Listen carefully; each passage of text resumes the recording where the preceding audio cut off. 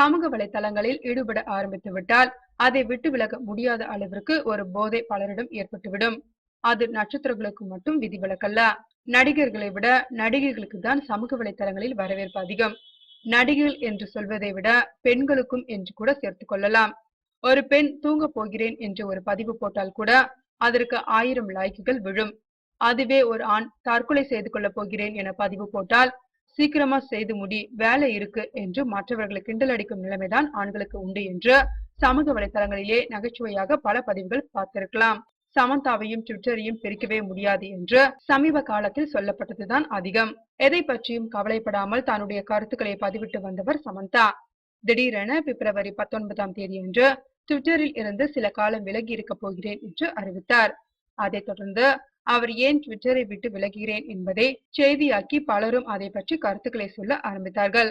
இதனிடையே திடீரென மீண்டும் ட்விட்டரில் வந்து பதிவுகளை போட்டு அவர்களுடைய ரசிகர்களின் ஏமாற்றத்திற்கு ஒரு முற்றுப்புள்ளி வைத்துள்ளார். உங்கள் பதில் ட்வீட்டுகளால் மகிழ்ச்சி அடைந்துள்ளேன்.